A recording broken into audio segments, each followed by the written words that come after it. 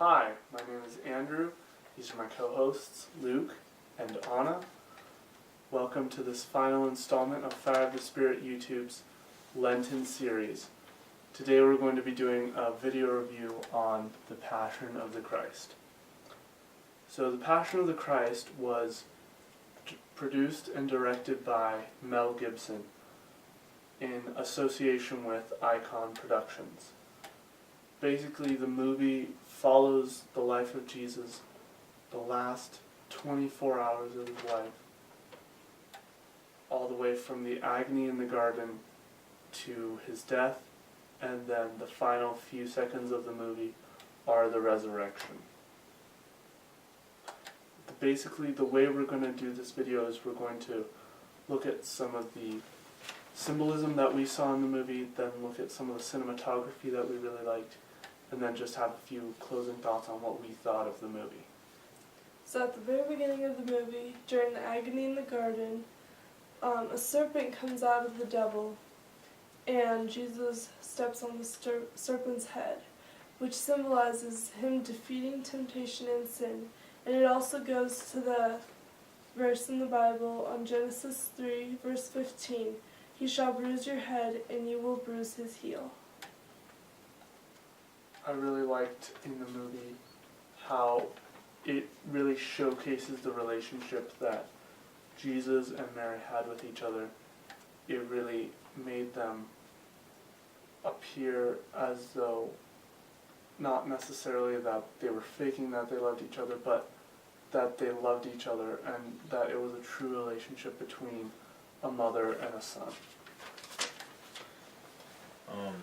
One of the things that I noticed was Judas being haunted by like the creature under the bridge and being chased and tormented by the boys. I thought that kind of symbolized how he was being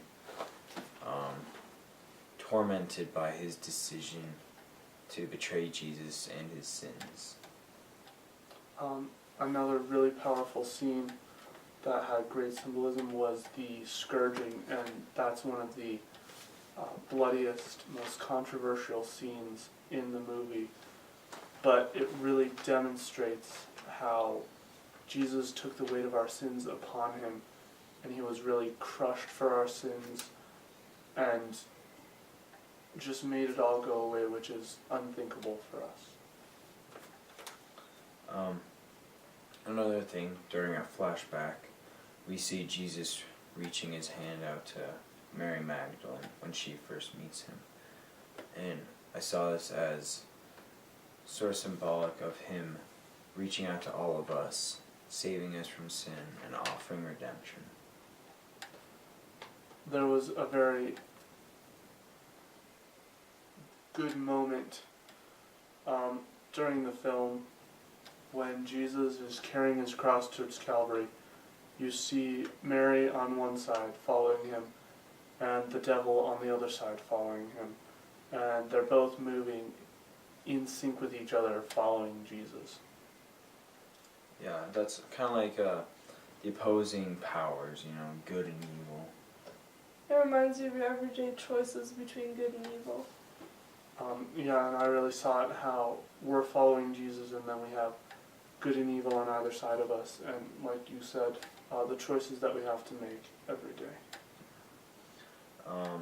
Another thing, kind of back to you said about the relationship between Jesus and Mary, one thing that I noticed was Jesus and Mary, their eyes meeting throughout the movie, and those powerful moments, you could really see the love between the mother and the son, and the love between a family, especially the Holy Family in this case. Toward the end of the movie, you see the devil in hell when she loses her wig. And I think it's cool because it shows how sin looks good on the outside, but then on the inside it's really ugly and just evil. So then some of the cinematography that we saw in the Garden of Gethsemane, the lighting on the faces of the men was definitely really made an impact on the scene. It made it more somber and made it look more dark and sinister, like towards how the movie was going. Mm-hmm. Yeah, I think it really helped with like the betrayal, and like you said, kind of sinister. Yeah. Um, I really liked, there was also another shot, an upside down camera shot as Jesus is being dragged away from the pillar. What'd you guys think about that?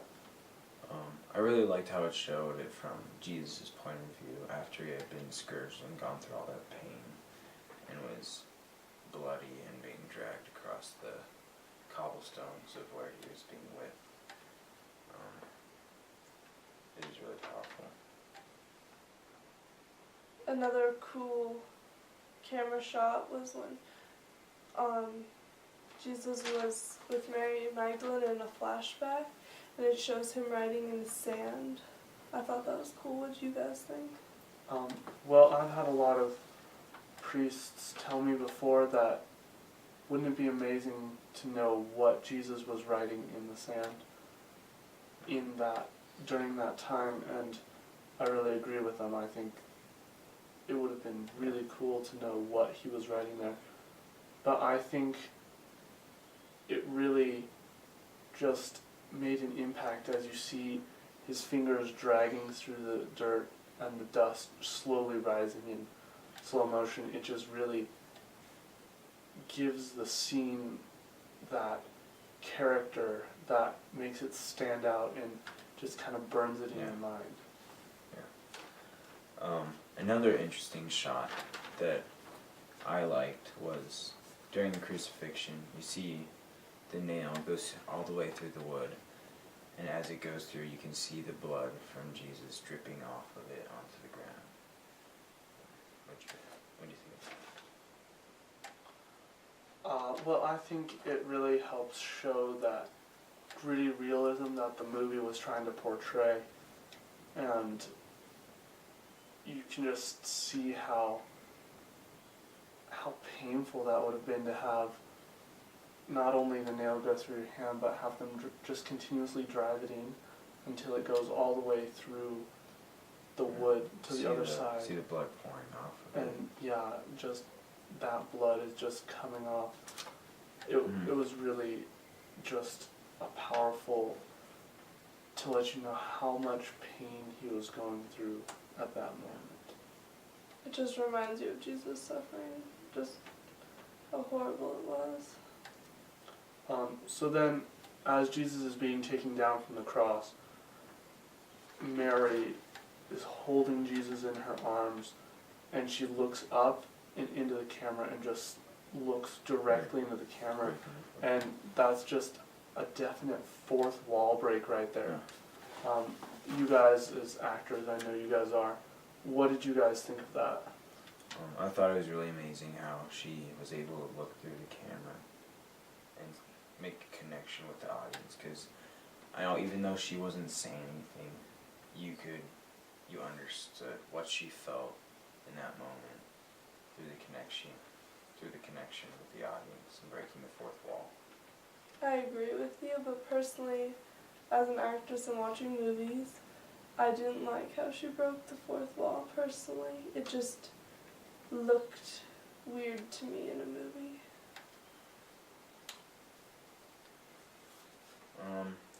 As far as like my favorite parts of the movie go, one of them would probably have to be, you know, how you're talking about, or how Jesus is 100% man and 100% God. And in a flashback with Jesus as a carpenter building a table, you see the reaction between him and his mother and how he's really human. And he shows his sense of humor, splashing water into Mary's face, jumping on the table, things like that.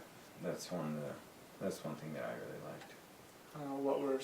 What's your closing remarks about the movie, Anna? I liked the quote they started with at the beginning from Isaiah 53 verse 5, but he was pierced for our transgressions, he was crushed for our iniquities. I think it just started the movie off on a great note, And I also liked Jesus' eyes. They just showed his character and they showed meaning. It just helped with his character. I think what I really liked about the movie, and this is only part of it, but it really fleshes out the gospel story. Mm-hmm. You hear the gospel every year around Good Friday and on Palm Sunday, and you never realize just how painful and bloody and real it really was. And so this really helps to, I think, define it for us so that we can really just realize what kind of things Jesus was going through.